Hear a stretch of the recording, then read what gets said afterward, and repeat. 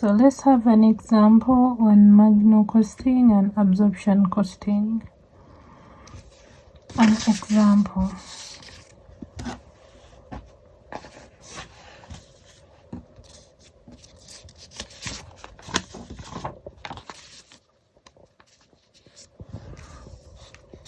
So the following figures were extracted from the books of Naisha Limited for the year ended 31st December 2023.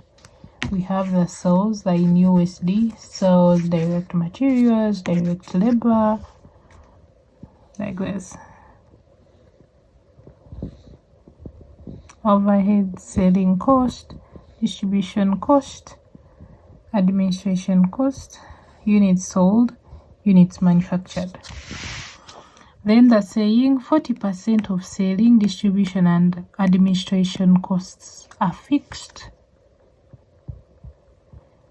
So 40% of selling, distribution and administration are fixed costs, meaning the 60% is the variable cost you get. Then third of the factory overhead can be assumed to vary directly with production. So 2 out of 3 of the factory overheads is variable factory overheads you get. So you are required to first prepare the profit and loss account for the year ended 31st December 2023 using 1. Absorption costing, 2. Marginal costing. Then B, they want us to explain the difference in the profit figure disclosed by the two methods. This is reconciliation. So we start with the absorption costing.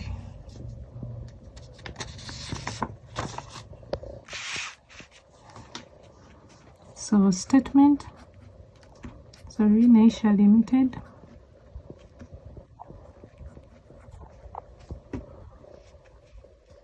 Statement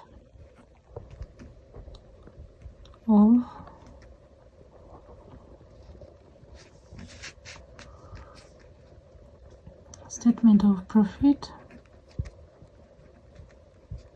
or loss for the year ended 31st December 2023. We are first using the absorption costing.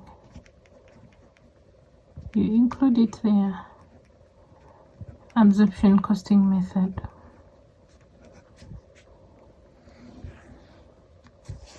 So the figures are in USD.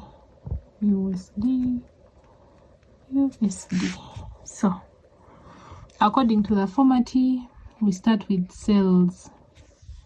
And here in the question we were given sales 16,000. So that's what we write. So sales is 16,000. Then after that we less cost of sales.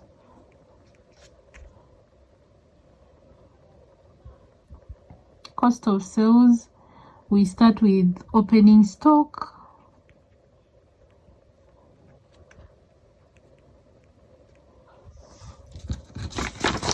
Opening stock, but when we read this question, opening stock wasn't mentioned anywhere. So just for matters of understanding, the reason as to why I put it here, but you do not write it because it's not there. Then production costs, whereby we have direct materials, direct labor,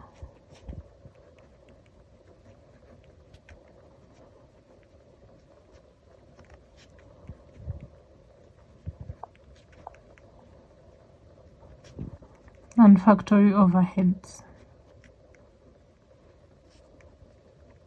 Remember, another name for absorption costing is full costing method.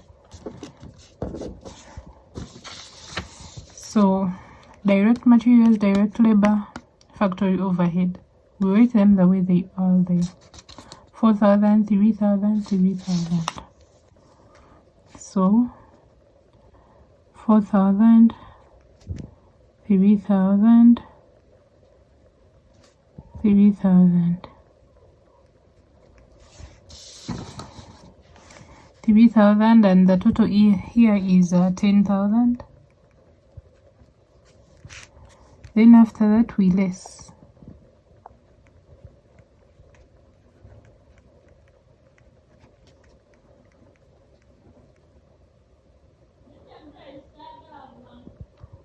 We less closing stock. So how do we value for closing stock?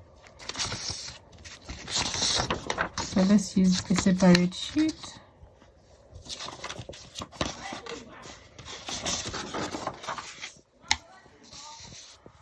So closing stock valuation.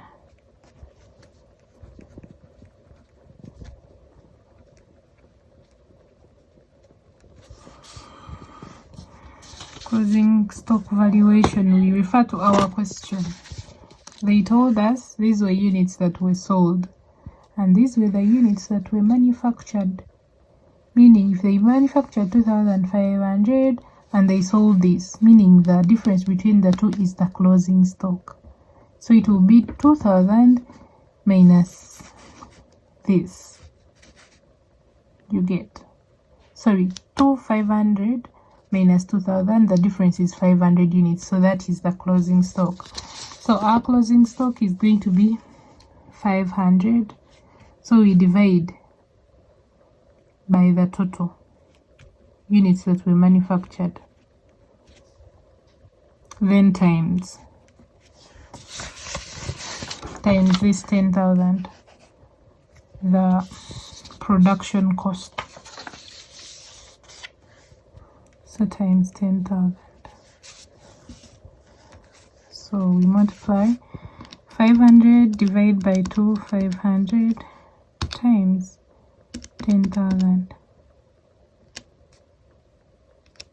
It is 2,000. So our closing stock, the value for our closing stock is going to be 2,000.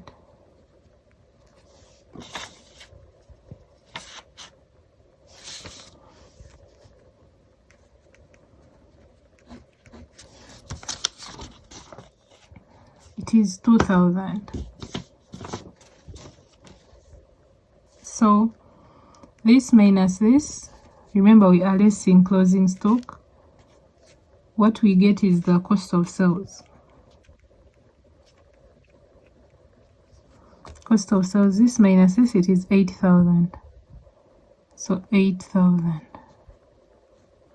So we get sales minus sales minus cost of sales. What we get is the gross profit. So 16 minus 8, it is 8. So it's going to be 8.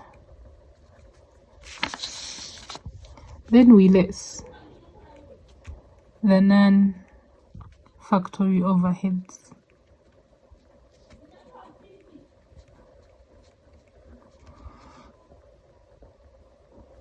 The non-factory overheads, we have selling costs, distribution, and then administration. So since in absorption we are using full cost, we write them the way they are here. So selling costs,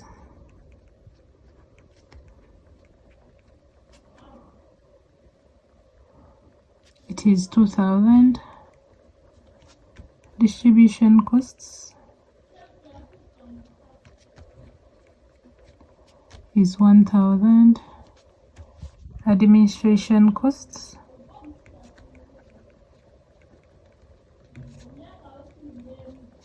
is 1,000.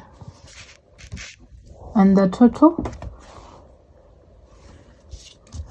for this will be 4,000. So 4,000. We are lessing this minus this. What we get is the net profit.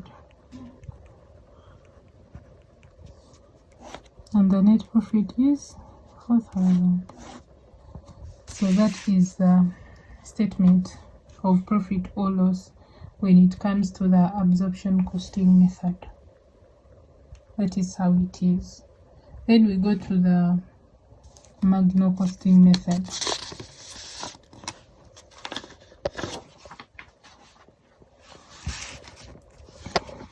So Naisha Limited,